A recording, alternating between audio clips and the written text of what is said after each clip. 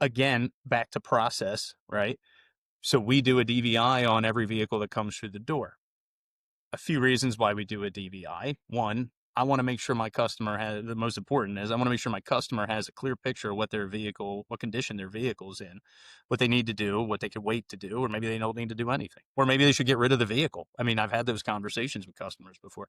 One of the things I say over and over and over again, I love how family oriented or family aligned this industry is. Like, even the shops that aren't actually family, they treat their employees, they treat everybody like family. Hello, I'm Brad Herlock, your host of the Garage Grid Podcast and co-owner of AA Shop Marketing, a digital marketing company for auto repair shops across the country. And today we have Tom with us from Preferred Automotive in Philadelphia. And you may have recently noticed that he was on the October 2025 podcast, the panel, talking about getting involved in local politics because, well, common sense, or as Corey pointed out, there's no common anymore, just sense-based approach to managing businesses and managing the local area is important for us and those who are shop owners so that we can expand, so that you can actually grow your shop. Anyway, so here we're going to just talk to Tom about his origin and impact. So welcome to another episode of the Origin Impact, the Garage Grid Podcast. Thank you, Tom, for coming on. Thanks for having me, Brett. Appreciate it. Glad to be back. Good. I'm glad to have you back. And, I say this all the time. I really do enjoy the pre-recording conversations, and I'm really glad that we don't always record them. And yet also I'm glad that sometimes I wish we do. But we had fun, chatting. And so if you don't know Tom, feel free to reach out because he's a good guy to know. And I think that that's part of why we're doing, all of these episodes is because we're just trying to help shops across the country think through, what's happening in their industry, what's happening in their shop immediately, and what should they be paying attention to and whatnot. And so, but I also think it's fun to hear the stories of how everyone got to where they're at. And so why don't we start there? Why don't we do a little bit of a history lesson? Okay, On you as opposed to U.S. history. All right. Right. We'll keep it by the way, me. just the reason that's a little bit of a joke, because that was part of the conversation that Tom and I had, was about history and paying attention and making sure it doesn't repeat or does repeat the parts that you want it to repeat and those types of things. Right. And so that was interesting, but it was a fun conversation. But now let's just talk about you. Another fun conversation. How did you get into the auto repair space? It's a good question. So, my father started the business. It was the late 70s, early 80s, around there, and I remember when I was a kid, going to work with him, like most kids did, whose fathers had businesses, do. And I remember from a very young age, I mean, really young, 8 years old or so, 7, 8 years old, just being intrigued by cars and being intrigued by the processes. And listen, when he started out, he did it the way most independents did back then, which was a 3-bay service station. That was how a lot of guys started their shops back then. And I always had a passion for it. He was into muscle cars, as everybody was back then. It had any kind of tangential relationship to automotive. So there was a lot of time spent working on the 66 GTO that he was putting together, and that, of course, once I actually got my hands on some of the stuff and I really started working with it, I quickly realized that it was what I wanted to do. Now, as I grew up, I mean, I'd been working in the shop since I was, 12, 13. I mean, when summertime hit, or if I was off from school, most of the time I was probably in the shop doing something. Now, I do have a funny story to tell you about that. So when my dad, I remember the first time where I was really old enough to, work, 12, 13, something like that, where you could really just kind of give me a job and, put me off and let me go. I remember by then we had moved out of that one location, moved up into Northeast Philadelphia, and he had 2 service stations at that point, both 3-bay stations. And I remember him taking me to one of them. It was beginning of summer, and he walks me in and he introduces me to the manager. And, I had always been at the other shop. And he says, "Now, this is my son, Tom. I want you to treat him special. I want you to give him the dirtiest, nastiest jobs that you can find." And he basically handed me off, and they did. I was cleaning grease traps and dumpsters and all kinds of stuff. And you want to know something? I loved it. I it didn't matter to me. My mom wasn't too happy when I came home, but I I was working. I was there. I had a lot of, I really, I enjoyed being around the guys. It, the I'd always been raised to have a strong work ethic. So whenever they told me to do something, I did it. And if I had a question, I asked a question. And I had no problem doing a menial task. Um, and as time went on, I started to get the hands of working on vehicles and, you know, uh, doing that kind of stuff. And at the time, back then, engines failed a lot. So we were doing a lot of engine rebuilding. So that was really the first thing that I did uh, to actually fix vehicles. There was a gentleman there who was really good at rebuilding engines. And he kind of took me under his wing and taught me how to rebuild engines. And as time went on, I became the one who was rebuilding the engines. And then it was, okay, now you can pull it out, rebuild it, and put it back in. And that was where my education on how to fix vehicles really blossomed, because it's one thing to rebuild an engine that's sitting on a stand, but when you have to, you got to remember, we're talking about vehicles from the 70s and 80s here by this time. So, when you have to pull it out, fix it, put it back in, and then, of course, inevitably it won't start, and then whatever, you have to figure all that out and then get it running right and go through all that. That's a process that you learn how to you learn how to adapt, and you learn how to get good at it quick, because you have to. From there, I, of course, was then we got out of the engine rebuilding thing. And then it was, working on just about everything. So that took me to, you know, high school and, senior year of high school.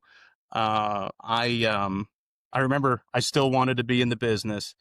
And my father said to me, well, hey, listen, if you want to be in the business, that's great, but you're going to school. So you're going to get a degree, because that's what everybody did back then. Not quite as popular now, and for good reason. But that at the time, that was what you did. So he said, if you go to school and you want to come back into the business, you're more than welcome to, but I want to make sure that you have something to fall back on in your life. And like I said, different time than it is now, right? We're Right. about the same age. So, that was important. And not a lot of kids had that opportunity back then either. Or But less that's what kids. we were sold. We were sold that it was Exactly. necessary to progress. Exactly. Like you needed to go to college for something. Yes. Yes. And Um, at the time, it was actually affordable. You could actually do it. Not like today where it's out of control. But so I went to Penn State, graduated with a degree in mechanical engineering technology. Uh, Still love the business, and of course, throughout school, I was work. I right. did Summer two and years at whatnot. Sure. Abington, right? 2 years at Penn State Abington, and 2 years up there. Right. Came back, um, got involved in the business, and my real watershed moment, I guess you could call, was I had been back for not too long, and the person who was at the time the lead diagnostic person quit. Okay, Okay. and everybody's kind of standing around looking at everybody else, and that's how shops ran back then. Uh, and everybody's like, well, who's going to diagnose cars? And then you see everybody do one of these numbers, and if there was Tom, and I'm standing there with like a wrench in my head, like, well, I guess it's me. so Okay. so that was what got me on my diagnostic journey, which I absolutely love. I mean, that really, like, I was in it before. I was really sealed into the business before, because I love the people. I like dealing with the customers. I know some people think that's crazy. Uh, you know, um, I enjoyed I enjoyed going home every night, because when we would have a good day, and understand, at the time I was just a line tech. When I went home every day, I saw what we produced, and it made me proud.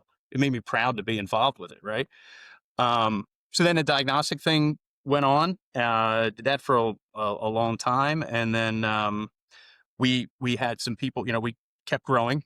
Moved to another location in Montgomery County. We talked about that.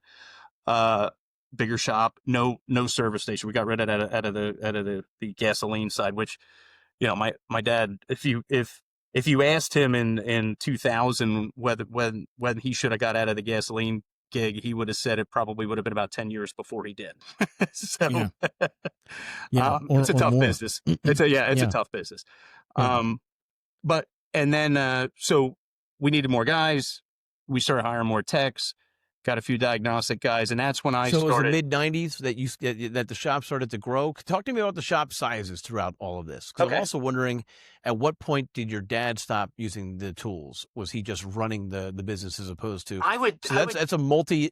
So to answer both of those, right? Tell yeah. me a little bit about the growth size through the '80s into the '90s, and then into the early 2000s, and then also talk about your dad's role in all So of it. when I came back from Penn State, that was 96, 95, 96. 6, yeah. So, Yeah. so when I came back, he wasn't out in the bays all the time. It was one of those things where, like, if somebody had a problem, they would come, hey, I can't figure this out. Could you give me, but he wasn't out there working, putting brakes and shocks and stuff like that. Once I got back and, we had that diagnostic conversation, that was when I kind of took the reins out in the shop of running it, of dealing with that side of it. And that was pretty much it. Now we had the two service stations at that time, 96, 95, 96. We moved to Montgomery County in 2000, in the end of 99, beginning of 2000. There was a transition period, obviously, of moving stuff around. Um, that shop was that was 7 bays, that shop, the one in Montgomery Okay. County. Um, I'm sorry, I just chuckled because I've got a 10-year-old. So you just said 6, 7, and my oh, daughter's yeah, 19. sorry. I just found out that meant something that no one can define. Whatever. I'm not Wait, up on say it. that again. I was told that nobody can define what 6, 7. It could mean a lot of different things. I don't know whether that's true or not. That yeah. Maybe it's just my Okay. son trying to get me to not use it. I don't know. Because I give him a hard Yes. time a little bit with the Gen Z slang, but Yeah. you know what it Yeah. means, because I'm happy to learn. Well, and Can you mine's say it on actually the Gen podcast? Alpha, so so Okay. it's even but it's yeah, I don't think anyone knows. I've heard so many adults claim that they don't know what 6, 7 is about. It's just a Mm. fun thing the kids say that means nothing.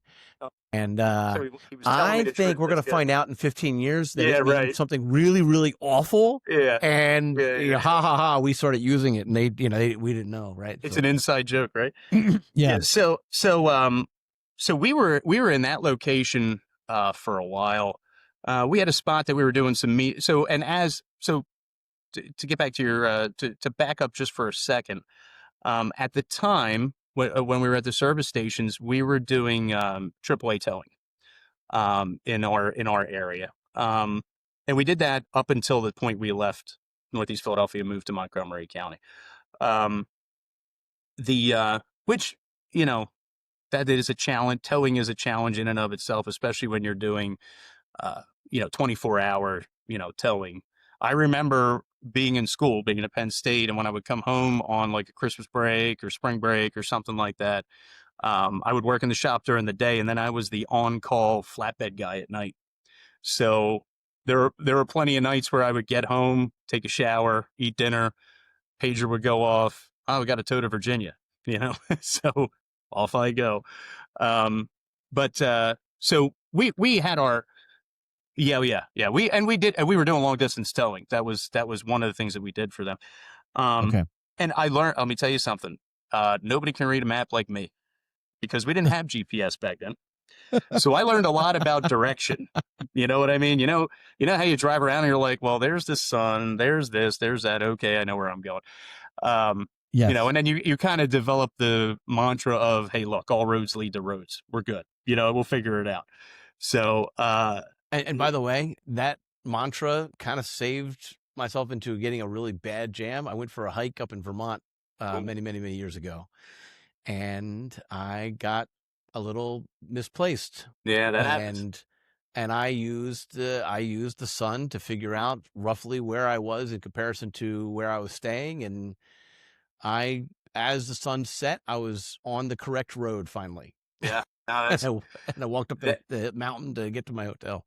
I've never had that happen to me in the woods. I usually, because that's one of the things that I'm afraid of happening. So I'm usually super careful about making sure I know where I am. But it is really easy to get lost if you're out in the woods. And like we talked about before the show, I grew up in the woods, so I I I know how to make my way in and out of them, and do that kind of stuff. But so so we had our, and we actually at that time, right around, I'm going to say it was 97 or so, 97 or 98 was when we started seeing the opportunity for loaner cars. Um, where because what we did was we were starting, at the time we were private customer based because we're doing we get cars towed in from AAA. You have to understand, back then, the night, like tonight, it's going to go down to 31 degrees here. If this was 1998, tomorrow morning when I walk in, there's going to be 10 cars there that won't start. That doesn't happen anymore, but back then it did. So we were we had a lot of private work that we were doing, but we started to see the benefit of fleet work. Okay, and the consistency of fleet work, and the relationship building opportunity and business building opportunity of fleet work. So we had started to kind of dip our toe into that. And what we found was we didn't want to get rid of the private customer. We didn't want to ignore that segment of the business. We wanted to enhance our business with fleet work. So what we figured out was the way you can do both is, if I have, the way it started out was, if I have a vehicle that I can give to Mrs. Jones because her car needs a water pump, but I have my bays are filled with fleet vehicles, okay, that have to be done because they got to get back on the road because those vehicles make those people money. If I can put Mrs. Jones in a vehicle and she's able to drive home, drive to work, take the kids to school, whatever, her her requirement for time is a little bit is a little bit backed off. We don't have to get the car in and get it done that day. So and it worked great. People are like, "Oh, this is fantastic. I don't have to worry about it. You can look at the car, do the car whenever you want." And So one of the keys to your segue from retail to or individual customers to fleet work was specifically like organizations like shoploaner.com. oh no, Shop Loaner. we did we did our own loaner vehicles. We opened a separate company for them. We bought a few vehicles. Some vehicles were vehicles that maybe a customer had blown an engine or something like that, and then they just junk the car, and we'd say, okay, well, we'd like to buy it from you because we'll fix it and turn it into a loaner vehicle. That was kind of how the whole thing started. So we created our own fleet and did our own, and did our own thing with that. That part of it actually started to grow quickly because what we recognized was, well, you can't do this with all fleets. There are some fleets that if you have loaner vehicles for them, that also gives you options and them options as customers, uh, and takes the pressure off. Now there's some, you might have if you have a customer that's a plumber and you have a loaner van, they're not going to want to move all their stuff over, right? I mean, that's No, not going to happen. Okay. that's not feasible. But if you have a fleet of delivery vehicles, okay, and Amazon it's just, drivers. what's that? Amazon drivers. Right. If you have, no, there was no Amazon back then. I'm dating myself now, but Understood. uh, we were still using DOS at the time. I remember our first management system was on DOS, but just to give you an idea of how old I am. But My DOS experience was in college, so yeah, yeah, I'm with you. Go ahead. yeah. So we recognize that, hey, this doesn't just have to be for Mrs. Jones. We can actually offer this to fleets, and some of them will take you up on it. Some of them can, and that's fine. And you can Right. prioritize. It gives you the opportunity to move things around Man, how and big was not your get fleet? pigeonholed. What's that? Did you use the same fleet for the fleet customers as the individual customers? Generally, well, that's not, we had customers that had sales vehicles that we could put them in a loaner car. It didn't matter whether it was, they didn't need a work truck. We had other customers that only had vans or trucks or something like that. So yeah, So yes, you yeah. had one fleet. You didn't have two separate fleets No, of no, no, no. loaner Yeah. cars. You had one No. One settle on big our cars. fleet. Yeah, And, um, and so that was a key to getting the pressure off as you went out and found those fleet type customers. How did you exactly. find those fleet type customers? To be Were honest you with in you, charge of that? Was that your dad? we did it together. We really Okay. did it So, together. I We mean, you what we mentioned tried about to the do. business relationship. So how'd you do it? Go ahead. Well, what we tried to do was we had. I'll give you a good example. So I was dating a girl who was 19 years old. Working in the shop. Well, going to school and working at the shop. At that time, I think I was still at Penn State Abington. It was because back then you did 2 years and then 2 years, right? So, the so she got invited to a wedding and I was her plus one. So went to the wedding, sitting at a table, completely random, talking to the gentleman sitting next to me. Had a nice conversation with him. Asked him he asked me what I was going to school for. He asked him what I did. I told him what my family did. On and on. And turns out he was a manager at a post office that was close to our shop. So we started doing work for that post office. Now they didn't take any loaner vehicles, obviously, but then what happened was is they didn't have enough vehicles to service their area, and they decided to lease some vehicles. So then the manager down there said, "Hey, we got these guys. They're a great service provider to the leasing company. You should talk to them, and they can maintain the vehicles while they're on our property." The leasing company's in Ohio or something like that. So had a talk with them. I don't remember whether they came out or we did it over the phone. They they thought we were great, so we got to service the 120 vehicles that they gave them. That turned into a relationship with them where whenever they leased something that was within our, a 15 or 20-mile radius of our shop, we were taking care of those vehicles. So that's just an example of how you never know who you're, and this is anybody that's been doing this long enough probably has a story similar to mine. I'm sure you have stories like this. It's kind of like how you and I met, really, when you think about it, with Bill, right?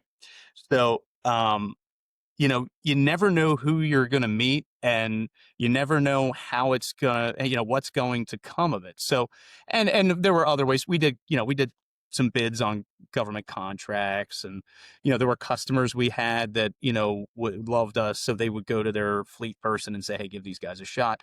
A million different ways to do it. And what eventually started happening was when we saw that there was a need for a full service provider for fleets.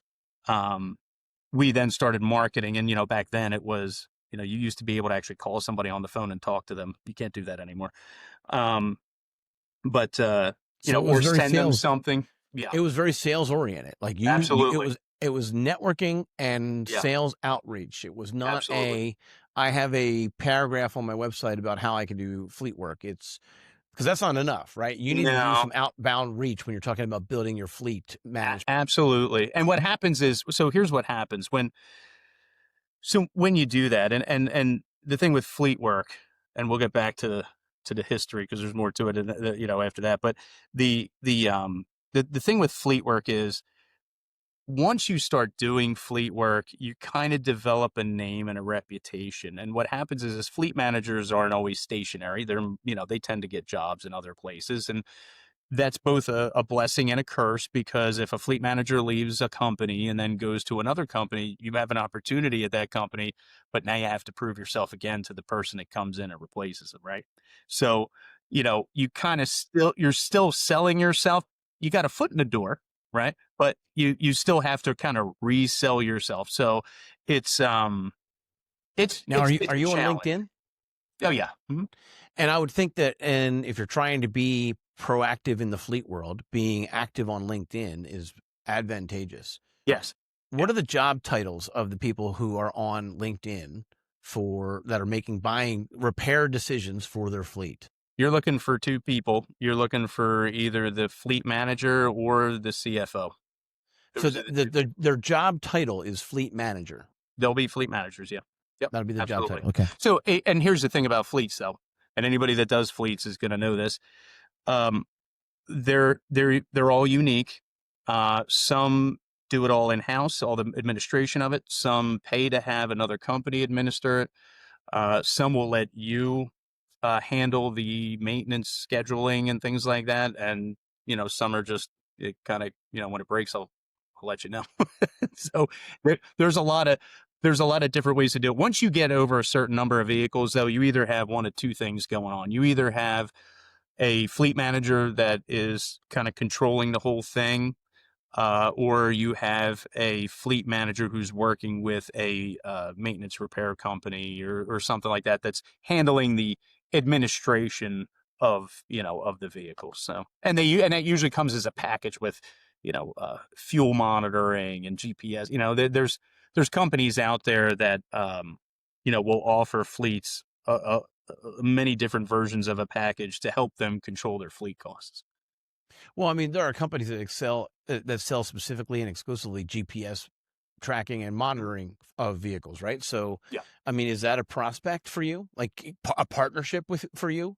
Like, can you go to a company that does exclusively that and say, refer me into the fleets that you're working with, or We've if you had add me as a service of yours, and you'll get X, Y, Z kickback? some GPS companies just do GPS and that's it.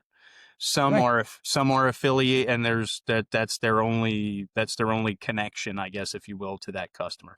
They're kind of like Yeah. an add-on service. Some are related to those fleet maintenance companies I'm talking about, which yeah, if you'll have a relationship with those maintenance companies, and what you want to do if you're doing fleet work is you want to obviously try to build those relationships as strongly as you possibly can, and generally that takes time. It's just a matter, And it's a matter of who taking. is the job title of the person at the fleet maintenance company? I don't know. eh, the people, yeah, they're what they're. I mean, listen, there's managers that are in charge of the account. Okay, but they might be in charge of the maintenance, the fuel usage, the monitoring, that kind of stuff. But basically, what happens is, so if we have a vehicle comes in and they use one of these fleet maintenance companies, now what we used to have to do was call it in, but now most of them have portals where you'll kind of put your estimate into that portal. They'll go through it, approve what they want, decline what they want, and then so you're kind of, I don't know that they would all have the same job title, and I guess depending on the size of the fleet maintenance company, because some are bigger than others, they would, you know, they might they might have different names, but they're really the people that do the initial contact with us. uh you know you may not get the same person twice. You know what I mean? Sometimes it's just in a pool. If it's a big enough company, it's just in a pool. And you know if there's something that they decline or something like that, you may have to actually reach out to the fleet manager of that, not of the maintenance company, but of the actual company, the fleet you're doing the repairs for, to say, hey, you might want to think about this, or maybe we could put this off for a little while or whatever. And they can override, obviously, those Sure. approvals or Sure. disapprovals. But I'm trying to get ahead. I'm trying to understand, like, let's say I own a repair shop and I want to do more fleet work, and I don't Mhm. have any fleet accounts currently, and I want to start, dipping my toe in this water. And it sounds like starting to be active on LinkedIn and then trying Yeah. to make connections with fleet managers or CFOs of companies with fleets is advantageous. But if I wanted to try to make connections with fleet management or fleet maintenance companies, like, where would I go about that? The best thing I could tell you would be to get on their list of approved vendors, and So that find comes, out that fleet maintenance company yeah, and ask to be added to the list. as an approved vendor, yeah. and Uh-huh. and and and a lot of times what happens is in this. So the way we got involved, to get back to the us getting into fleet work, the way you really get involved with these fleet companies is once you start working on the fleet, they're going to come to you, or if you solicit them or whatever, you're going to say, they're going to say, hey, well, we use XYZ maintenance company. They'll give you somebody to call or tell you to call the thing. And I'm going to tell them that I want to use you. And they're going to probably have you fill out a thing and sign a contract and go through whatever. Um, and put you on the list. Once you're on that list, theoretically, if that maintenance company has other customers, then those customers, could have access to you. So like, if somebody called and said, "Hey, I'm looking for a fleet repair place in Northeast Philly, who should I go to?" They say, "Oh yeah, we got somebody," or I got a guy driving cross country. I've had this happen. Well, I got a guy driving cross country. He broke down in Northeast Philly. Who should I send him to? And then, you get the call. So, but I have to tell you, the fleet world, it's a great space to be in. I've met a lot of really good people in it. Um, there's a lot of very maintenance oriented people in that side of the industry, because they understand that their vehicles being on the street is imperative for them to be able to perform the job tasks that they have to perform. So good people, real good people. But so and so that whole thing, this all started out very small. Obviously, like I was telling you, we got two little 3-bay shops. We moved to this other place, um, and we really started expanding our fleet business basically by just knocking on doors. I mean, we literally would, go knock on a door, drop something off, talk to people, do whatever. And, we developed a lot of really good customers that way.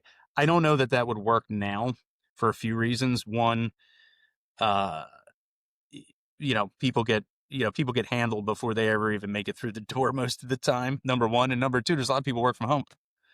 So it's not like you can go knock on the door, go to XYZ company and walk in and say, "Hey, I got this great thing. Can I talk to the fleet manager?" Whatever. Because he may be working, he may just be completely remote. Or it could be a big company who has a headquarters somewhere, a million miles away that you know, you'll never get in touch with. You'll never be able to get to the person you got to get in touch with. So it's really, I would suggest, if anybody wants to get started with fleet work, start off small, go to find local places that are, like plumbers, electricians, carpenters, any kind of service industry like that, where, they have 2, 3, 4 vehicles, excuse me, and just dip your toe in the pool to get the feel for it. And then from there, these things kind of come the longer you do it. So there's no So magic bullet, I guess is you're my not point. recommending that you start with a company that has 50 cars. Like, don't start there. You'll Listen, be if you in can, over your head. well, and here's what we learned. And we were very cautious when we did this, because we kind of felt, it's just like any other customer. How do you market? Well, you got to put yourself in the other person's shoes and say, what would I want if I was that person? That's not easy to do. And I'm not saying that I'm good at it, but when you think about it, what you don't want to do is you don't want to, get people mad at you because you're not able to perform the job that you promised you would perform. So better to start off small, work your way up, take the slings and arrows a little bit, figure out what process, this show that we were talking about before, about processes and putting things on paper. Have tight policies and procedures, stick to them, adjust accordingly if you see a problem. And once you get that figured out, it all becomes automatic's not the right word, but it does become a little easier, because you know that certain things are going to happen as a vehicle progresses through the shop to the end. So there's going to be, listen, we all work in a business where, no 2 days are the same. So things are going to happen. How you handle those things is what determines who you are. And that's true whether it's a fleet customer or whether it's a private customer. And that's why I think that things like, for private customers, you know, convenience is important to fleet customers 100%, because they're using the vehicles for everyday, revenue. But for customers, these, this is somebody taking their kid to school. It's somebody going to the grocery store. It's somebody, dropping off their wife or their husband at work, and then, this and that. Maybe they only have one car, or maybe whatever, So whatever you can do to make that easier on the customer, regardless of who it is, if you do that, they will recognize it and they will react to it. And you can't pay for that kind of marketing. And that's why we do the loaner cars. That's why we do pickup and delivery. That's why we do, all this stuff, is because we want to try to be as convenient as possible. So And you do pick up and delivery for the private customers as well as the everybody, fleet? everybody. Yep. Okay. Yep. All If they, right. if they want, some do, some don't, but No charge. no.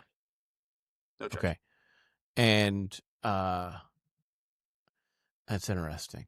I love the idea of a pickup and delivery. Yeah. That sounds nice. Now, They, how far of a footprint is that? I mean, like, Philadelphia is a rather dense area. yeah, sure is. How far are you going to pick up and delivery? Currently, we'll You go going to as Elkins Park? You going to oh yeah. Jenkintown? Oh yeah. I mean, just to give you an idea of how far we're willing to go, Mm-hmm. I have fleet customers that are out in York, and I have fleet customers that are out in South Jersey past Atco. So York's about a about an 90-minute hour, drive from you. yeah, an hour and a half, yeah, give or Yeah, take, yeah, yeah. yeah. And you'll go 3-hour round trip to pick up a car.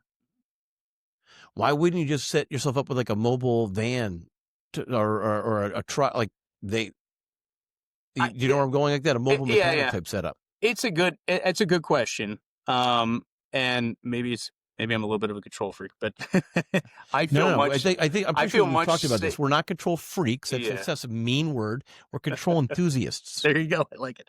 Okay. Well, to be completely honest with you, so the customer that we have that's out in New York, that not all their vehicles are out there. Okay, they have vehicles spread all over southeastern Pennsylvania. So, we but we do go out there. There are a few out there, and we will go out there and grab them and bring them back, and then take them back. I feel more comfortable personally from a liability standpoint that whatever has to be done to the vehicle is done in a controlled environment. Not nothing against the mobile guys. I think they do great work, and I think there's a need for them. I do think it's great. Um, but Well, and I wonder if it's a situation where it's if you could diag the car remotely, or if you have an understanding of what the problem might be, then you determine whether or not you're picking it up versus sending out a truck. well, so that's the other part of this. We do have. Remember, I told you we were doing AAA towing for a while back there in the 80s and 90s. So we held on to a couple of our trucks, and there are times where if I may send a flatbed. If, for instance, that we'll use that example. If I get a phone call and that thing is, it won't start, and the people that are at the location say, "Oh, the battery's dead." I'm not trusting that. Okay. Because what'll happen is I'll go out there with a jump box. He'll make it, 5 blocks away, and then the thing will die because the alternator's bad. Right. Right. So, that one Now getting you're a tow sending out truck. two guys. Exactly. So now that one gets the tow truck. If it's just, hey, vehicle 1, 2, 3, 4 is due for state inspection, come get it. I'll send a guy up there. We'll leave a vehicle there, pick their truck up, bring it in, service it, do whatever work needs to be done to it, and then have one of the runners take it back, pick up the vehicle we left, and come home. So it's and we do that a lot. That's a big part of our business is doing that. Okay. So, Any but given day, how many cars are you picking up?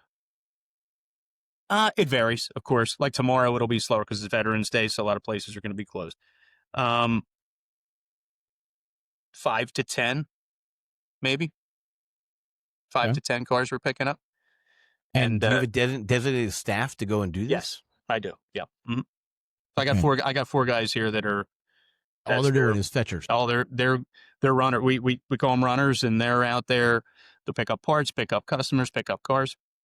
Side note, runners is a much nicer name than fetchers. I'm Good sorry, say job. that again. I said runners is a much nicer job title than fetchers. That's good. Yeah, yeah. Good job.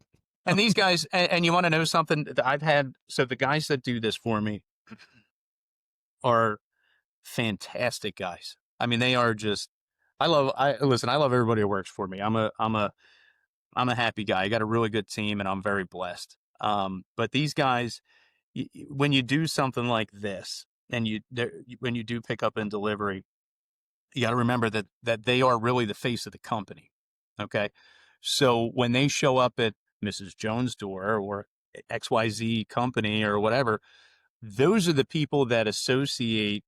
That's the face of your company. That's what the person who's giving them their keys sees. So I wasn't trying to rhyme there, but the so it's important to have a good staff there, and obviously, personable and represent the company and professional, and they are, and they're great guys, and they do a great job. They do a great job. So, Um, but yeah, and all these things I'm talking about, they've all revolved around us wanting to be as convenient as possible for people. We, Back to no the matter statement that who you it made is. before is what do they want? What does this person want from me as Yeah. part of your, how do you market to them? What does this Yeah. person need from me? Basically, Convenience is the answer. exactly. And basically, what we want to try to do is we want to try to be, and this sounds so cliche. Everybody says one stop shop. Yeah, it may be true, but it is cliche. But really, what you want to be is you want the person, whoever has a problem, whether it's a private customer or a fleet customer, to pick this thing up. Okay, send you an email, send you a text, give you a call, smoke signals, whatever. Okay, and you solve the problem. Because if you can do that for people, and like I said, it doesn't matter who the customer is, if you can do that and that's what you strive to do, you'll have no choice but to be successful because you're making people's lives easy. You're taking that burden off of them. And let's be honest, nobody really likes to go get their car repaired. You know, it's there's a reason why there's a lot of companies that do like CRM stuff. And I never understood this. Maybe you could explain it to me. They do Okay. dentists and automotive. I don't know what you know what I'm talking about, right? So, and here's the thing: Yeah. nobody wants to go to either. Okay, no, right? I don't like going. Right. I go to the dentist, but I don't want to go. Right. So, anything you can do to make that process easier or less, less painful, to use the dental Yeah. analogy, uh, it's going to be a win for the customer, and ultimately, it's a win for you. So, I've seen not just from CRM companies, I've seen it from marketing companies as okay, well. yeah, And just for the record, we are at AA Shop Marketing. We are just auto repair. We have nothing to do with the dental community whatsoever. nothing against them, but it's Nothing just, against them. In fact, I've got family in the dental community, right? In-laws, but but still, but it I'm is like, funny, nope. isn't it? I mean, it is Yeah. funny that happened. But so, with all Yeah, it these is little funny. things, yeah, so with all these little things we did, we kept growing and growing and growing. And then finally, around 2017, I guess it was the end of 2017, we moved into the location that we're in currently. We're back in the city, which I know shocked you when I told you that. Yeah, it did. It did. But And guys, if you want to listen to more of that part of the story, that was actually on the episode in October, the panel about local politics, because we were talking about the issues of moving from the city, where there's a city wage tax and other requirements, to a local suburb and then back in. So, all right, so you're back in Philly as of 2017, uh, and so, all right. So, but I want to go back to real quick. I don't know that I got the answer to this question. And so, when you got out of college, your dad was no longer in the shop. Is that what I heard? yeah, not really. No, I mean, if Okay. somebody had like some weird question, Yeah. like a weird thing, Yeah. he would get involved. But no, he wasn't out there turning wrenches. No, nope. And at what point did you stop turning wrenches? Probably around 2000 and Oh, yesterday. no. We're going back a little bit. I would say, off on a regular basis where it wasn't like, hey, we're super busy and need an extra set of hands. You know, 05 ish, maybe 08, You somewhere were in still in there. Philly at that point. You hadn't moved to the No, suburbs we yet. were in Montgomery County then. You okay? So Montgomery, yeah. got it. hmm All right. I mean, I was And still involved. I was still doing, like, here's what would happen. There would be diagnostic issues or something like that. And I would, so I would get involved in things like that. Or, I mean, listen, there were times where there was a need, so just to, kind of go all the way back to the beginning and to bring it back to where we're talking about now, I credit, my father for a lot of things, but, most importantly, my work ethic. Because remember that story I told you where he said, I got, given him a special job, right, the most disgusting job. Um, so what that did is it ingrained in me, and I was believe me, didn't bother me. But what it did is it ingrained in me that I will never ask somebody to do something I wouldn't be willing to do myself. So, what does that mean? If I walk past a trash can here and it's full and everybody's busy, I will take that trash can and I will empty it. If I see one of my runners, washing a car or whatever, vacuuming out a car or something and they need help, I will stop if I'm walking by, I will take 5 minutes and I will help them, whatever, do whatever it takes. So, All right, so hold or on. So yeah. I'm curious about this. The runners aren't just running; they're also doing some basic Oh yeah, cleanup of a car. they'll vacuum a car out, clean the windows, that kind of stuff. Just Okay, gussy it up a little bit. right. Um, so they'll run it through a car wash, and And then do you think that that's clean it. more well received on the fleet side, or is that more well received on the private side? Both. I have a funny story about the fleet side, though, if you'd like to hear it. Of course, especially if it's funny. Go ahead, let's bring it. So, and this probably goes back to right around the time when we started doing this, which was when I started, not being a line technician. I was still involved, obviously, and I still was, there if need be, but I wasn't, changing racks and struts and stuff like that.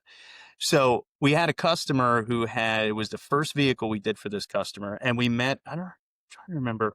I don't remember exactly how we met the individual who was in charge of the vehicles. He wasn't really the fleet manager. Another thing people will learn about fleets is a lot of times somebody with the moniker of fleet manager has like 3 other jobs. And they basically say, I know you're doing these 3 other jobs, but here, by the way, take care of the vehicles. That happens too. Okay. So this is what I mean. There's a lot of layers to it. Depends on the size of the fleet. But anyway, so he was a great guy. We had the first vehicle, fixed it, cleaned it up, beautiful. Runners took it back, dropped it off. So about 2 days later, he calls me up and he says, you got me in trouble. And I said, what did I do? He said, well, the CFO was walking through the parking lot and they had multiple locations around. We were just handling the one that was close to us. And he's walking through the parking lot and he comes into his office and he's mad. And he says, I told you not to buy any new vehicles. I told you we weren't buying any new vehicles this year. And he said, what are you talking about? He said, there's a new van out there. And he said, no, there's not. He said, yes, there is. Walk with me. And he'd go out. And it was the van that we had cleaned up. We had cleaned it up so good that the guy walking through thought it was a brand new van. Yeah. That's great.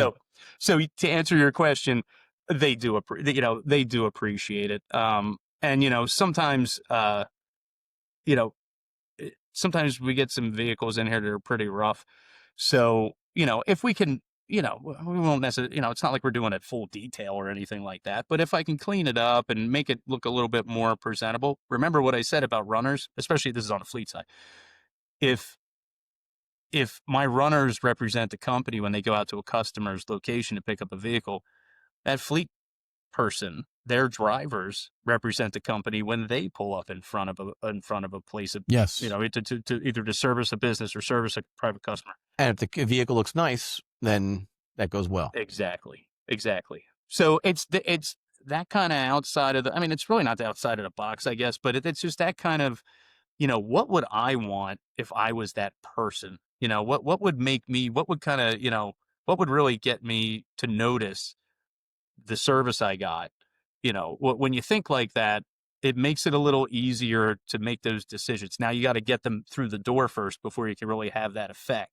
But once you have that customer, you want to try to, you want to hold on with both hands. You know what I mean? So if you have the ability to do something that somebody else won't normally do or doesn't want to do, it may not always make you money. Okay. And you may even think that it might lose you a little bit of money, but in the end, it's beneficial. It's certainly beneficial. And why wouldn't you want to do that? We've spent so much time in this industry trying to up the image, and get people to understand that we're professionals, because we are. I've watched plenty of your podcasts, and the shorts that go out and everything like that, and I connect with every person you've interviewed, and I've seen you interview people from all over this industry. We're all moving in the same direction. You know what I mean? And this business has become more of a practice and less of a trade sometimes, especially with technology. But I think we owe it to ourselves to be proud of who we are, what we do, and to represent this industry for the great people that are in it. because there's a Yeah. lot of really good people in this industry. There is, and we can tie that to uh, one of the things I say over and over and over again. I love how family oriented or family aligned this industry is. Like even the shops that aren't actually family, they treat their employees, they treat everybody like family, and I love that. I don't get that when I go to the dentist. Just saying, it's very different, and so That's true. That's true. I've been to a few different dentists, and there was one who was a family outfit, and the only reason I stopped going to him was because I moved, and it just didn't make sense. But for the most part, for the most part, you're 100% correct. Yeah, yeah. It's pretty much it's a get them in, get them out kind of get him, kind get of him deal. in, get him out. But But it's that's what. also not your dad's business or your or now your business, but it was this is the third generation or fourth generation, and we have so much of that going on in this little space, and it's I'd say a little bit, it's a huge space, and I'm just saying it always makes me smile when I hear about it. The father sons, the father daughters, the brothers, all of it. It's a lot of fun for me. But you also brought up we've mentioned a couple different times about the direction of the industry and how, there's a level of professionality, and it's it's becoming more and more complex with diag and whatnot. And so, and that's getting more and more complicated as the OEM is trying to hold on to their little space with.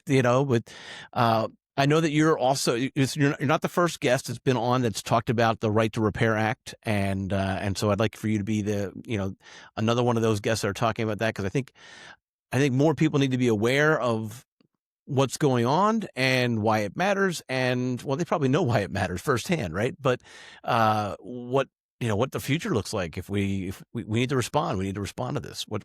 So Where do you want to begin on that well, conversation? so I think we should start from the beginning. Probably not a bad idea, but so you remember we had the Moss Magnuson Act way back in the 70s or 80s, and basically what that said is, hey, you don't have to go to the dealer to get your oil changed or whatever. That was a big push. I remember when we were, particularly when we were doing fleet business way back in the 90s, because a lot of people didn't understand that you don't have to get maintenance done at the dealer if you have something under warranty. You know, okay, but if you want to, if your car is due for a 30,000-mile service, you do not have to go to the dealer to do that, and that was part of what the Moss Magnuson Act did. Um, it was It pretty makes well it illegal for a manufacturer to void a warranty because a consumer used an aftermarket or recycled part or had exactly. repairs performed by a third party. They could even do some of them themselves as long as they kept receipts and it was a good part. As long as it wasn't a bad part or something like that. So it wasn't just for shops. It was for the consumer. I mean, really, when you think about it, all this stuff we're talking about and all the things that we just touched on up until 2017 when we got here, um, it's all been about the customer. And, you know, that's the most important part of this, because without the customers, we're not doing this for a hobby, right? I mean, it's, Right. the Right. business. So, what has happened is, And by the way, if you're operating your shop like it's a hobby, stop. please, please, Start operating it like a real yeah, business that it is. All right. yeah, I'm sorry. and anybody There that are so many shops that I come across, right? They're just like, well, I've got green dollars in my back pocket. We must be doing well this week. And but that's how a lot of businesses were run way back. Like even when my dad started the business back in the there were a lot of people that still ran their businesses in late 70s, early 80s like that. Like they had a pocket full of money, and the parts bill would come in, and the guy would just flick off, some money, and all right, see ya. Those days are obviously long gone. Um, but what has happened is, and there have been a few states, I believe Massachusetts in 2012 or 13 passed and you can fact check me on that one. It was a right to repair bill, basically, and on the state level. Um, and it basically was trying to say, you can't hold back data, you can't or information from people that wanted to fix their vehicles. That's the that's the short version of it. But Yeah, um, I don't think Massachusetts is the only one. I think there's a couple there's other another states that one, also. I don't remember who. There may be. I think there's two or three. I could be wrong, but I remember Massachusetts because I remember it was a big deal. And when I heard about it, I thought, oh well, if Massachusetts passed it, it's the chip. The dominoes are going to start to fall. This is going to happen. What you ended up with was a memorandum of understanding between uh, the OEs and everybody else that said, okay, we're going to share this information. This is how you get the subscription based model, I think. Okay, this is yeah, and I'll be honest with you, I was a little asleep at the wheel with this for a while. Okay, and I shouldn't have been. Um, because when I saw that happen in Massachusetts, I thought to myself, okay, they've got this going. This is good. Like I said, the dominoes are going to start to fall. Everybody's going to have to fall in line, and I guess they kind of did. But now, what you're in a situation now where technology is advancing at a rate that's just astronomical. There's a lot of, for lack of a better term, roadblocks that get put in place. Personally, this is my opinion, but I view the secure gateway. While I do appreciate the security side of it, if forget us, okay, forget the shop. If if somebody wants to work on their own vehicle, they need to subscribe to something that will authenticate them so they can get past the secure gateway. There's a few manufacturers who use that. Not all, but there's a few. It's difficult to find information. It's very costly. So if I want to have access to all of the particular manufacturers' information, and I'm an independent repair shop, what's the big draw for people in independent repair shops? They work on a lot of different types of vehicles, right? So now if I have to go to each and every single OE and pay for those subscriptions to access all the information, supposedly, that starts to get cost prohibitive quickly for a small business. So what do? Well, we do what we've always done, and that's we figure a way around it. How do we do that? You might have, like we do, multiple information systems. Like I have Mitchell and all data. I have some factory stuff that I pay for. You have, and in the event that none of those help you, you have things like IATN and, all those kinds of resources. But the bottom line really is it should not be this hard to get information. This should not be this difficult. And, we all know, you know, we all know that doing business in this sphere, you have the independent shops, you have the big box stores, and you have the dealerships, right? And that access to that information is from the OEs is it's critical. I mean, it really is critical because we're seeing vehicles outside of warranty. I forgot what the percentage is, but I think it's something like 70%. I think of vehicles that are out of warranty don't go back to the dealer. It may be higher than that. So it's a lot, and it's a lot, and with the technician shortage and all that stuff. If let's say we disappeared tomorrow, independent shops, we just completely disappeared. Do you know what it would be like for a customer to get their car fixed at a dealership? They don't have enough people now as it is, and they only have so much infrastructure. So the consumer needs our part of the industry to be able to repair these vehicles, and we need to be able to do it in a safe, economic, and correct way. And the only way we could do that is if we have access to the information. So the right to repair bill is out there. There's several associations that are working very hard at trying to get that passed. There's a lot going on, and I would really recommend that, particularly independent shop owners, it, go on the Auto Care Association. If you go on their website, all you have to do is type your name and address in, and it will automatically populate who your representatives are. Punch your name in there, and it'll build the letter for you. You can change, you can add to it or subtract from it if you want, and send it off. They have to know that Sorry, this what is website are you telling them to go to? it's the Auto Care Association website. I think it's autocare.org. I think. Let me see. Are you looking it up? I'm about to. Okay, so autocare.org. Yeah. Okay. Um, I think that's critical for us because if you look at the acceleration of technology over the last, heck, the last 5 years, forget about the last 10 or 15, it's moving so fast. And there's so many things now that a simple, we were talking about this before, in the pre-show, doing an alignment.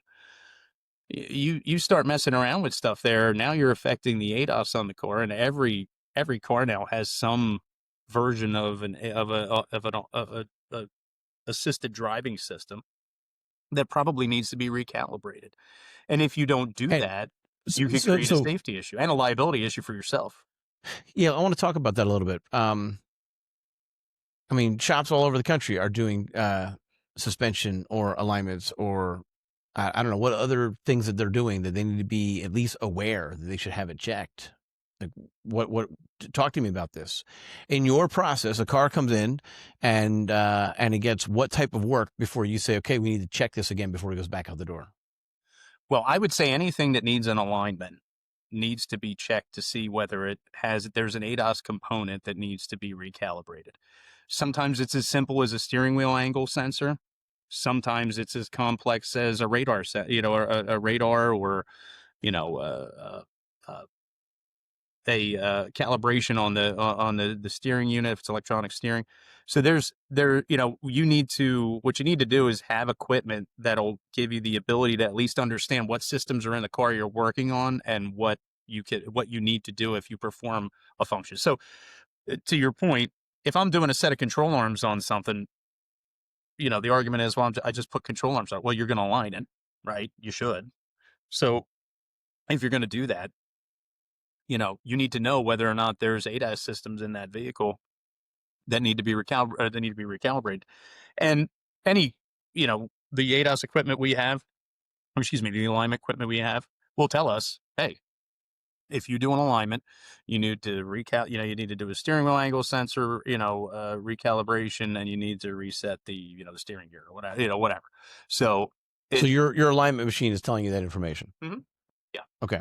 yeah, So obviously it's a matter of the year and make of the car. sure. And so how are you guys going about trying to figure out, I mean, you're relying completely on the wheel alignment rack, or are you like, oh, this car is X, like you've got a list somewhere that you're actually comparing it to? So there is That this particular piece of equipment we have. This is also our ADAS equipment, so they work together. This is one of the reasons I got it. Um, so I'm able to plug into a vehicle. It will ping everything and say, hey, here's what you need to do. Here's what you don't have to do. Like, you may not need to do a blind spot you know sensor in the rear, okay, but you might very well need to recalibrate a radar unit. I mean, and there's other parts to this too. So if you have a vehicle that you're working on and you notice, it has ADAS, you can see the radar unit in the front of it or something like that for like adaptive cruise or something, and you see a big scuff on the bumper, right? Big scuff on the front bumper. That vehicle probably needs to be recalibrated because somebody, maybe they bumped another car in a parking lot. It may not have been that severe. Okay, it doesn't have to be wrecked. But if you start knocking that stuff out of alignment, it only takes a few tenths of a degree to create, the potential for there to be issues. So again, back to process, right? So we do a DVI on every vehicle that comes through the door. A few reasons why we do a DVI. One, I want to make sure my customer has, the most important is I want to make sure my customer has a clear picture of what condition their vehicle's in, what they need to do, what they could wait to do, or maybe they don't need to do anything, or maybe they should get rid of the vehicle. I mean, I've had those conversations with customers before. But also there's a liability coverage here. Um, One of the processes that my people have is when they go outside to look at a vehicle that's been parked by the customer and they dropped off their stuff, before they even get in the car, you're going around the car, video, pictures, whatever floats your boat. And the reason you do that is so you can document prior damage. That's critical. And that's part of the policy and procedure of doing a DVI. Now, as you come in, as a vehicle comes in, we monitor, we'll mark off body damage. We'll get more specific. But if that body damage is in a place that could affect an ADAS system, you at least have to address it. You Yeah. at least need to talk to somebody about it, because have you ever driven a car with adaptive cruise? Do you have a car to get adaptive cruise? I don't. If it does, I don't use it. Okay. So adaptive cruise is really cool. Okay.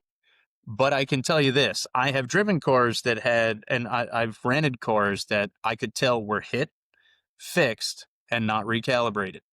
And if you ever drive a car, if you ever rent a car, because they're all newer now, they all have this stuff, and the car is kind of doing this ping ponging back and forth in the lane because it's looking for it's probably out of calibration. If you can really feel it like bouncing you around, it's moving overseas the line, moving overseas the line, moving overseas the line. You know what I'm saying? Or adaptive cruise, if it's not behaving itself, staying far enough away from a car or too close, or if it's too far away, whatever, depending on what you're setting, it's probably something that needs to be recalibrated. And Okay. so, how often? Yeah, just to clarify, I don't even know. I don't think my vehicle has that Okay. Yeah. functionality. But if it did, I don't think I would use it because I'm a control enthusiast. Exactly. Well, I got to be honest with you. When I get in, I do not. I appreciate the adaptive cruise control. I'm not crazy about the lane thing, the Right. lane departure. It depends on the car. It gets a little sometimes, and you can adjust the sensitivity on it. But I don't need somebody telling me to stay in my lane. I'm good. I'll drive the Right. car the way I want to drive the car. Right. So, Right. And where I want to you're drive right. it. Yeah. Yeah. So where I'm at, like if I drive the gas cans up to my shed and I have to do a 3-point turn to drive to turn the vehicle around and come back down the hill, the spare cans I'm talking about, Yeah. the vehicle actually gets mad at me when I get too close to a tree, and I'm like, I see that, don't auto park on me. I can see the tree. It's just it's an evergreen light branch. It can hit my car. I'm Yeah. going slow. Yeah. Let me go into it. It's not a Well, big deal. So I've driven vehicles that have the crash avoidance, right? A lot of cars. Right. And listen, I think that technology is fantastic. I think crash avoidance technology should be in every car, because how many times, I mean, it's happened to all of us over the course of our lives. You're looking down, you're not staring at your phone. You're changing the radio station or adjusting the climate control, and somebody, just out of the blue either pulls out in front of you, or, hits the brakes. It's helpful, right? And it probably I'm sure it stops a lot of accidents from happening. However, if you have a vehicle that you're driving and it has collision avoidance on it, and you're on a very steep incline and then you come to a flat road, I almost got put through the windshield of a car. I was going slow, but because I was pulling through a gate and it was a very steep incline, and then it got to the flat road and it saw the flat road and just jammed the brakes on, because it thought there was something in that was in front of the car. So while it while it is, smart driving, I guess if you want to call it, it's not Right. perfect driving. And the thing, and to get back That's to why I always want to be able to override it that's yeah. And Mhm. yeah, 100%. And you can shut most of that stuff off. They've been doing better jobs of hiding it, but you can shut a lot of that stuff off. But that gets back to Can you the end. configure my new Jeep so that it's like made from like 1975? Yeah, just start unplugging stuff. So you're gonna get a few lights out. That thing's gonna look like a Christmas tree. Um, but it gets back to the information side of things and why things like the Right to Repair Act are so important, because your customers are trusting you to, trusting that you're the professional, that you have access to the information. And like I said, we spend a lot of money on information, because that's the key to this business, is being able to have access to information. Anything that a shop has to purchase, as long as they're not running the shop like a hobby, like you said, anything that a shop has to purchase in order to do that job ultimately gets passed back on to the consumer, right? So, if I have to go out and buy a million different subscriptions to be able to figure out how to program or whatever, that ultimately makes its way back to the consumer. And the other thing that nobody is, kind of the elephant in the room, that people are starting to figure out, is they've known it forever, which is why the Right to Repair Act is being pushed. The data that these cars create is massive, massive, and who owns the? Here we go again. Who owns the data Does the customer own the data? Does the manufacturer own the data? What happens to the data? What does the customer want to do with the data? For instance, I was in a Hyundai a couple weeks ago, and check engine light popped on in it, and it said, "Take your car to the Hyundai dealer. Your check engine light's on," or some verbiage of that sort. Okay, um, well, that's fine. Okay, and I get it. Whatever. But what if that customer, and this is a little, this is a little kind of, again, the way I think, which is, what would I want if I was that customer? What if I didn't want to go to the dealer? What if I wanted this thing to tell me to go to Preferred Automotive or Joe's Garage or something that, whatever? There are some, I mean, I've never experienced this myself, but I've heard people that said that they've had a check engine light come on in their vehicle, and they have one of those, you know, those systems, it wasn't OnStar, but I can't remember the name of theirs, but it was something like that, where, you can interact with somebody, and they come across the radio like, Mr. So-and-so, your check engine light is on. There's a dealer, 30 miles away. Would you like me to make an appointment for you? I've, you know, that, Yeah. Yeah. That's really that pushing that yeah, service from the dealer. and I Mhm. get it. And listen, the customer's paying for a service, okay, to monitor the vehicle and, all that stuff, and give them directions or whatever, whatever the service offers. It wasn't on service, something. I can't wish I could remember who it was. I don't worry about that, but I get it. Yeah, but That's interesting. so as a customer, who has control of the data? I mean, and what are they, and what's being, And that's in the Right to Repair Act. Is that's being addressed in the Right to Repair Act? data's all part of it. It's all part of the, being able to now,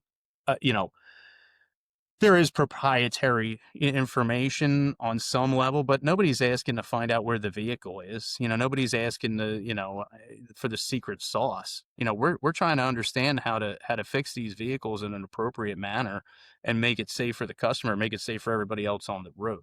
So, and the roadblocks that stand in the way there for, obvious reasons are, you know, sizable. And, but they're doing the yeoman's work of trying to get that addressed and at least get some action on it. So, Just for the record, I own the vehicle. I think it's my data. I agree. It's like your cell phone, right? I think, because really, when you think about it, it's the same thing. This little guy right here is collecting all kinds of data. Okay. Yeah. But you should own that data. You should be able to decide what happens with it. So I agree. I think the customer ultimately owns the data. And I think that they should be able to decide what, if anything, happens with that data. Or how that data is used. Or how that data is utilized, 100%. Yeah. So I'm reaching down here, and that's why I was away from the mic for a second, because you lifted up your phone and said, "Look at all the data that we're providing right here." And I just want to. Do you know what this is? Is that I want to say Faraday cage, but that's not. It's kind of is, I guess. It's right? a Faraday bag. Yeah. I am disappearing from Google. Gone. I don't exist. It's gone. They don't see me anymore. There you go. I joked with someone the other day about how sometimes I actually I turn on the GPS settings, I max it all out, and then I ship it UPS to California and back. Well, hey, listen. and then all of a sudden, all sorts of people who are trying to sell me vacation planning come out of the woodwork. Yeah, right. So that's really the key. I mean, that's really all you need to do. What do you need to buy? And then you just send your phone FedEx that way. Yeah, that's good. That's good. Well, it's kind of like my wife likes watching the crime shows, and okay. It always amazes me how many people get caught because of their phone. I mean, it's right. It's shocking. Like nobody's figured this out yet. Yeah. Well, so yes, but yes. If you talk to somebody from the prosecutor's office, they'll tell you that it's not as good as the crime shows will have you believe. Oh yeah, no, but. Well, no, I don't mean the data. I don't mean the fake reality ones. is the data is there, right? Yeah, right. Well, they could triangulate. They could get you close enough. It's how they did that. What was it? That guy in South Carolina, the Murdaws, I think it was, wasn't it? Wasn't that the name of the family? Remember that? It might have been something like that. That was a big deal, and I remember watching a series on that, and that was one of the ways that they were able to pin down where that guy was they didn't have you were standing at these coordinates, but they knew that he was triangulated in a place that. He said he was over here, and and he's over there. Phone's over there. the data is there. The battle is getting access to it for criminal reasons, right? And so, and back to, that little constitution that we've got here going on, right? Talking about like the right to privacy, or I'm sorry, the right to not be search and seizure, right? So that if the car data is my data, then this data is also my data, and you need to have a warrant to be able to access it. And I think that I think if consumers knew um, how much data was, and I'm not saying that I know exactly how much data is being collected, but let's be honest, these vehicles I mean, they're rolling computers. Okay, I mean, and they're transmitting. Then it used to be there was just a lot of modules in it, and maybe if you had a service like an OnStar or whatever, whatever you want to call that, a concierge service, I guess. Um, yeah, it would transmit a little bit of stuff, whatever. There's a black box if the airbags go off. Okay, right, fine. But now it's where did you go? How long were you there? How fast were you going? How hard did you brake? How many times See, did the door open? I'm waiting. I'm waiting for Easy Pass to actually start mailing tickets to people. I've always wondered why they didn't do that. It's funny you're saying that. Yeah. Well, I think the answer is they haven't gotten everyone on board yet. They've got freaks like me who refuse to have an Easy Pass, and my wife gives me such a hard time about it. Right, so she's like, "Why don't you have an Easy Pass?" I'm like, "I'd rather just pay the cash. I'd rather just It's funny though. So there's a story out of Washington State. So they started with these cameras, and they're popping up all over the place. These license plate reading cameras. And somebody, so they were putting them up, and they're using them to if there's a crime or this or that, whatever. But again, here we go. Who's collecting the data? Why are they collecting the data? What are they doing with it? Are they purging it after a certain amount of time? So somebody got the brilliant idea, and this was. I'll tell you what. It's funny. Sometimes the simplest things fixed up what seemed like the most difficult problems. This guy said, I'm going to do a FOIA request for the data because I want to know what you're collecting, and I want to see how many times my car shows up or this which. And because it's on a public road, the argument of having the camera is correct on a public road. So correct. the FOIA is perfectly legitimate, and he was granted the FOIA. They shut the cameras down. That's funny. They shut the cameras down. I just saw something about it yesterday, and it got me thinking about this. Where, look, I think everybody on some level understands that privacy probably isn't what it used to be because we're all so connected. Probably it's not even close to where. Right. Go ahead. I'm being generous. Yeah, very. Yeah. So, and I think we all have varying levels of comfort of what we're willing to give up. Okay. I, I, I'm not a big fan of, the phone. I mean, we've all had our phone that all of a sudden you're talking about something, even if you have all the stuff turned off. Like I have an Android phone, so I have my Google Assistant turned off. But there are times where that thing still says, how can I help you? And I'm like, I somehow triggered it. But there has to be a standard set and an understanding, at least something that puts everybody on a level playing field to be able in our industry to function at an even level. Okay. That doesn't mean that all technicians are going to be at the same level, but I think the access to that information and the ability to garner the data, whatever data that is, and I don't know exactly what it is, obviously, but whatever data there is that can be helpful to keep the customer safe or assist the customer in whatever way they need to be assisted, that shouldn't just be held by one group, right? I mean, if you're going to do that, and personally, my personal opinion on this is the person that owns the vehicle owns the data. If they choose to share it with me or you or manufacturer, whatever, that's up to them. I'm not going to tell them who to share it to or who to share it with, excuse me. But that, there's a disconnect there. And I think awareness is, what's that? Sunlight is the best disinfectant. I think that as long as we all have an understanding of what's going on, I think that'll move things where they need to be. Usually when you drag something into the light, everybody starts to stand up straight, for lack of a better term. So for at least a little while. for a little while, Yeah. right? Yeah. So, but Yeah. on our, selfishly on our end, we have it. Our business. We're in a situation where we work on a lot of different kinds of vehicles. I mean, we work on everything from small vehicle, small light duty vehicles, all the way up to school buses. So, my need for information is great. And we also, as part of, doing the fleet work, there's equipment, there's all kinds of stuff we work on. There's a Now lot of, there, right? The owner of the company, the owner of the vehicle, yeah, in that case, the business of that fleet owns the data, not the driver. right. Well, right. Whoever Right. owns the vehicle, which may or may not be the driver. Yeah. Yeah. It's part of what I purchased when I spent what $80,000-$90,000 for a new vehicle. I think that's more than fair. Yeah, I really think that's more than fair. But from my $1,200 for an iPhone. I mean, right. come on, yeah, it's crazy. That's my phone is about 3 years old, and I'm waiting for the battery to go south on it. I don't want to buy a new one because they're too darn expensive. But the the access to information is the part that all of us in the independent sphere need to be very, very in tune with, because if we're not, how long do you think it's going to be before AI is in a car? I mean, I'm sure that that's already happening. I haven't seen it out in a while yet, but I mean, how long do you think it'll be before that happens?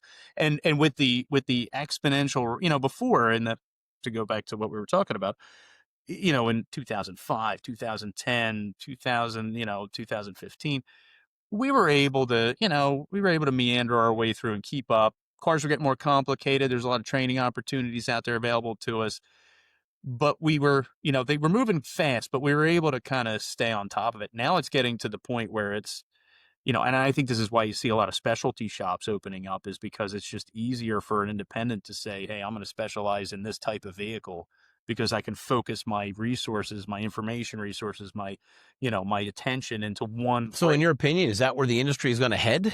Or is it a matter of, hey, independents rise up and be participating in the right to repair? What are you thinking? I think there are segments of the industry that can do that, can move to a specialty, and there are always Euro shops and things like that. I think depending on where you are and depending on what your customer base looks like, that could be an option, and it could be a very viable option. I absolutely have no problem with somebody who runs a specialty shop. I've seen plenty of successful, specialty shops, but I think in general, as an industry, and more importantly, as a group of people, I think that I think the second option is probably a little bit, probably a little bit more where I'd lean, which is we all need to kind of band together and demand that we have what we need. Well, so how often does somebody who owns a Ford, do they do a Google search for Ford repair versus auto or truck repair? That's a good question. And I think so. I've seen, on the back end, I've seen some of how people made it to us with search terms and things like that. It's not that often. Most of the time, when people are looking for vehicle repair, it's pretty generic. They're just, Right. And unless the you only have one time of that those that's an specialty exception, vehicles. Yeah. there it is. Yeah. The exceptions to that is when they have already been educated as a consumer, or maybe because of a bad experience through somewhere else, that their BMW or their Mercedes or their, whatever the case may be, their car, they've come across a scenario where a Tesla, it's a specialty type setup.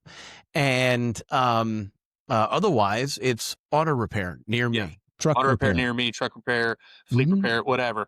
And so we kind of shoot ourselves in the foot a little bit as an industry when it comes to the example that you just gave, which was, BMW, Mercedes, Euro kind of stuff. There's a lot of shops that just won't work on them, and they'll tell a consumer, we don't fix those, we don't fix those, we don't fix those. And listen, that's a personal decision, and they're not the easiest vehicles to work on. They're complicated. They tend, stuff costs more.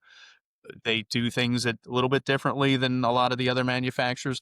But I think what that does is it kind of what's born out of that is the customer saying, I can't just take this to a regular shop. I need to find a specialist to work on my car, and or a specialty shop to work on my car. And you know what? That's okay. There's nothing wrong with that. And the specialty shops, I know guys that have Euro shops, and some guys have very specific Japanese shops. Um, they do great, and more power to them. I mean, that's just not our business model. And I think a lot of that has to do with location. If you're not in a place where that makes sense, then you kind of have no choice but to, Right. spread your wings a little bit. So, Um, that's really where I was going to go with that is if the industry did take a turn where everybody was just a specialty shop, they're going to struggle for a long time until the consumer realizes that they always need a specialty shop and they need to only go to Kevin instead of Harry. Because, and they've got to make the change because Kevin no longer has the data from my manufacturer. He only has the data from this other manufacturer. And now I've got to switch, and I don't even necessarily like the people at the front desk, potentially, right? On the other place. Yes, right. I like the experience that I had over here, but I can't have it now over because, they don't have my manufacturer's details. So that's really interesting. So, all right. So the bottom line is every single repair shop out there needs to go. Is that what needs to happen? Is that really going to move the needle? Every single repair shop owner needs to go right now to autocare.org and then go fill out I'm looking at the website right now. Where do we go here? Oh, just protect the right to repair, orange button at the top.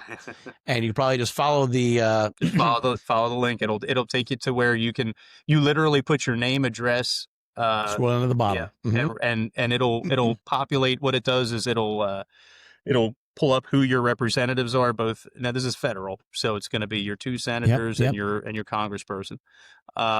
Fill out. And you think this is more effective than bribing them? well, I can't answer that question because I'm just little old me.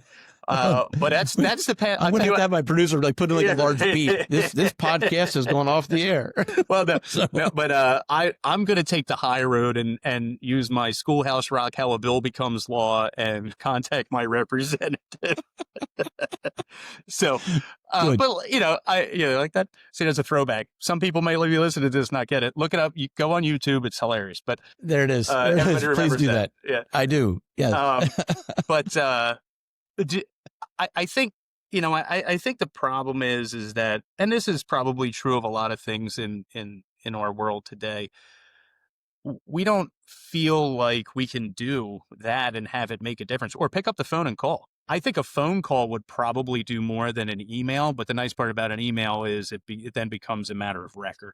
So a phone call and an email would probably be beneficial. But these representatives still do need to. Well, why don't we do a telephone blitz-a-thon? No, I'm saying why don't we in this industry? Why don't we organize all right, everybody at this time of day? We'll go every single repair shop owner and or someone from every single shop across the country at this time of day is going to get on the phone and just blow up their light up, blow up the not actually physically blow up, but light up the phone lines, right? So it would have to be done. We're not talking about violence. Yeah, no, of course. It could be. I mean, you'd have to do it in each specific area to make it effective. Because where I am I have a different congressperson than you do. Now, senators, it would work. No, I get that. But I'm saying if we all did it all at the same time, all of them would be lit up. If you did that, and here's the thing. Anything like that happens, even, sending one of these things off, calling them on a phone, a blitz would be great. A phone blitz, not any other. Right. Yep. It's something that got their attention would be effective. And this bill, by the way, is one of the few things that I can say, regardless of what side of the political spectrum you fall on, has bipartisan support and a good amount of it. So it's not just like a one side or the other thing. This is truly, and ultimately it's no different than what I was saying earlier. this all goes back to the consumer, to the public, to you and me when we're not in our, in our businesses.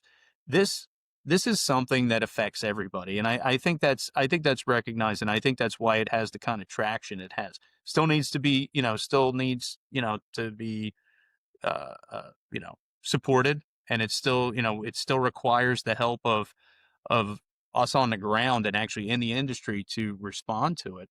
Um, but I think that if we do that, I think ultimately we'll be successful.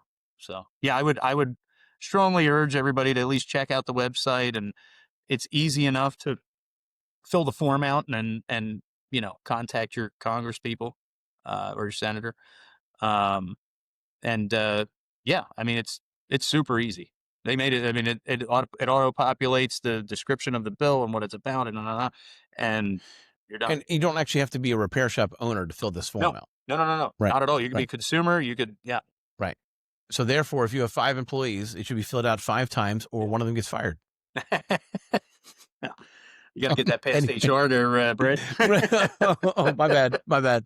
Okay. So, anyway, again, we gotta make, you gotta make noise if you want it to, something like this to actually happen. So, um, and there's a lot of other noise that's going on, especially right now, that is, gonna take precedent, I guess, or priority, unless this, uh, I don't know. I feel like this is very, on point. Is this too on point to say that the squeaky wheel gets the gets the attention or gets Yes, the service? 100%. Okay. And yeah, Okay. and that's where the, just simply doing something like this helps make the wheel squeak a little more. So, Yeah. yeah, Okay. I think it matters. All right. And so, uh, origin and impact. We've talked about your origin. We've talked about how you've gotten into this space and whatnot. We've talked about how the shop has progressed, and we've touched on fleet. We've touched on ADAS. We've touched on the right to repair, and the right to repair is kind of that industry impact type thing. What other things are you doing, if any, that outside your shop that are helping the industry and helping other independent repair shop owners? Well, I belong to a few associations. I participate in a business development group locally. I actually went and uh, spoke to a business development group up in the Poconos uh, last week. No, not last week. I was in Vegas last week. The week before. Um, and one of the topics was we were talking about ASE. Now, I'm on the board of governors and the board of directors for ASE. I've been a strong proponent of ASE for my pretty much my whole career. Uh, it's something that's very important to me. So I And imagine your technicians at your shop are ASE yes, certified. of course, yep. Okay. Mhm. Okay. So that yeah, ASE is very important to me. It's important to me for a lot of reasons. One, uh, when I first I started getting my ASEs back in '96, so it was right after I got out of college was when I got my first ASEs. Or ASE. And when I did it originally, the reason I did it was because in Pennsylvania, as you know, this is part of Pennsylvania, we have the emissions test, and part of that is the waiver. Um, if and at the time, in order to grant a waiver to a customer, you had to either participate, you had to be licensed. It's a separate license from your emissions license.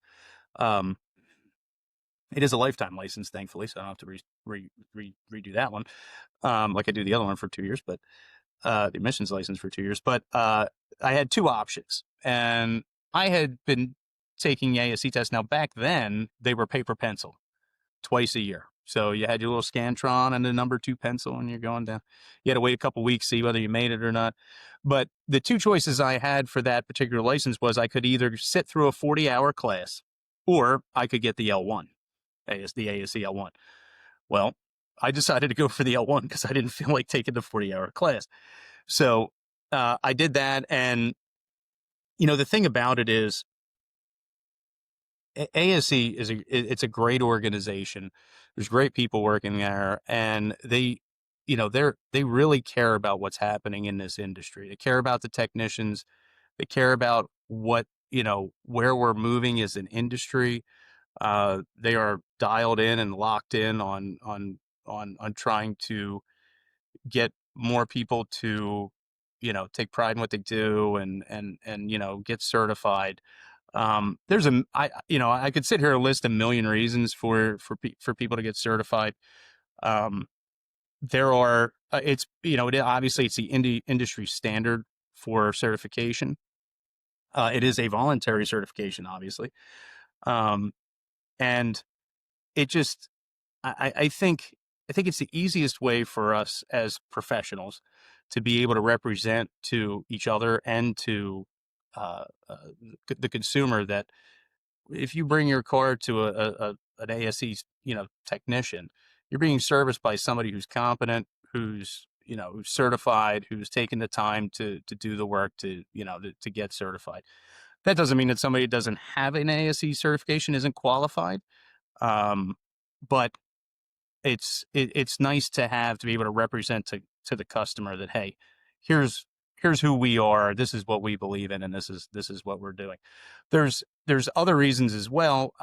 There's a lot of companies out there that if you want to do business with, they require you to on some level to have ASE certificate or certified technicians working at your facility. Back Back to to the the fleet. fleet work, right? Exactly. Hmm. So there's that. There's also other, because it shows a high standard. There are other benefits to it. If you're sitting in front of somebody and they're asking you questions, and you're certified, it goes a lot further than if you're not. So, if you have some kind of a legal issue or something like that, it's a great way to represent to somebody who maybe is not in the industry that, hey, this is a competent, individual. Again, not that somebody that isn't certified isn't competent. It's just a representation of that competence. So on websites all over the place, we're ASE certified. We have ASE certified technicians. Here's my question. You actually asked earlier in this podcast about what does the consumer want? And we talked also about what the consumer knows as far as whether or not to search for auto repair or truck repair versus their manufacturer repair. Uh, so I want to push back a little bit. Whose job is it to make sure that the customer knows that they should be looking for an ASE certified mechanic, or do they already know? Do you have data on that? So it's interesting you say that because there's kind of a you have the consumer side, and when it comes to this, you have the consumer side, you have the technician side. So there's ASE is, if you look around in the automotive sphere, there's you see ASE branded all over the place because there's a lot of people that are ASE certified, and there's a lot of shops that get it. Um, we, as Preferred Automotive, we're very proud of our certifications. We've proudly display them. I think one of the most powerful things you can do for a customer is display your certifications and explain them to the customer and explain what it's all about, why it's important, and why you feel it separates you from the competition. And that's not to say that, if there's somebody out there that's not certified, that they're not, a technician, or that's not what that nobody's saying that. Okay. But this is our way to outwardly show that we're professionals. It's a very easy way for a company, or a shop to try to take that stigma of an auto repair, particularly independents. You kind of get that, greasy rag in the back pocket kind of, stereotype, right? This is one of the many ways, that one of the easiest ways, actually, because uh, there's so many people out there that are hungry for good service. Okay. And they're looking for a place to call home when it comes to getting their vehicle repaired. So let's give them the reason to do it. Let's showcase ourselves. Let's let's use it as a point of pride and show these people that, hey, I take my job and my career, it's not really just a job anymore. It is a career, seriously, and here's what I've done to separate myself, from the rest of the pack. And I think that falls on, to be honest with you, and I've had these conversations before, but that falls on me as a shop owner to say, hey, Mr. and Mrs. Jones, you're coming in here, you're coming into a repair facility that has certified technicians that are highly capable, have proven their competence. You're going to get a quality product. And they get it. They do understand it. They may not know all the time what ASE stands for, but they know that that blue seal means something. They Okay. know that, and they know that it means something good. You know what? Does that make sense? I don't know if I don't Yeah. know if I explained. Yeah. Okay. All right. But the onus at the end of the day, if I'm hearing you right, the onus is on the shop owner to use it as a marketing benefit, a Well, feature of their. I think that that's a pleasant, side note to it, is that you can use it for that. But I think ultimately, for me personally, I did it because I was proud of what I did. I was proud of my industry. I was proud of my career choices. And I wanted to find a way to represent that. So for instance, I went to Penn State, right? I'm proud that I went to Penn State. Maybe if somebody's listening to this and they're from Ohio State, I know what happened a few weeks ago. You guys did a great job. But anyway, so, but, Okay. uh, But by the time this gets published, it'll actually be a okay. month or so All right. ago. But even still, So, go ahead. but, there's a lot of rivalry there, but Yep. yeah, Yep. so, but, I'm proud that I graduated from Penn State, and I wear that like like a badge of honor. Well, I'm just as proud of the fact that I'm ASE certified, and that I took the time and put the effort in to exemplify myself and show people that, you know, this is a serious business. We do serious work, and I'm serious about what I do. And what happens with that is, in a shop. So now I'm not Tom the technician anymore. I'll talk to you as Tom the shop owner. Again, I will never ask somebody to do something I wouldn't do myself. So I am ASE certified. So that makes my technicians say, "Well, I want to be ASE certified too." So it becomes a thing, and I use it as I mean, for me, it's a team building event. We just had a few people go through some tests, and they passed. And I got the text messages while I was out last week, thanks for helping me, all that stuff. So it's that whole family thing, right? It becomes a shop event when somebody passes their ASE test, and we work together to help prep for the test, not just me. um the technicians we'll all help each other. um we use the ASE app to stay certified on the A series test. So we're dialed in. I think it's a great organization. The people that run it are fantastic. They're working really, really hard to try to make sure that the program works and it means something in the industry. And I can't say enough good things about them. They're doing a fantastic job. I imagine they're very much pro right to repair. Oh yes, yeah. Yeah. Mhm. Okay. Interesting. Okay. Well, this has been a night, a little bit longer episode than some others, but that's okay. That's been good. We've talked about a lot of different things. I hope I didn't keep you too long. No. And I'm just kind of processing all of that, being as proud as your alma mater, as you are an ASE technician, right? Certified technician. So that's nice. That's great. I like that. You being from Philadelphia, what was going through my mind when you were talking about how everyone celebrates together is whether or not you just order from the actual cheesesteak place, not a Philly cheesesteak place, because in Philly we just call it cheesesteaks, and so that's what I'm seeing. I'm seeing that, and do you want sauce? Onions, whatnot, fried onions. Yes, of course, right? That's how I get it, right? So fried onions and the cheese whiz. Anyway, so I'm sorry, I'm hungry. It's dinner time. So So it's about wrap up time.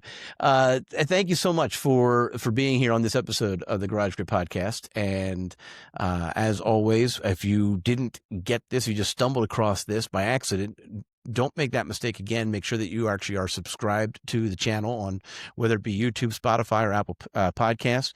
Make sure that you're listening in, as we're dropping episodes as often as twice a week right now, from shop owner panels, SOPs, once a month, to these Origin and Impact series.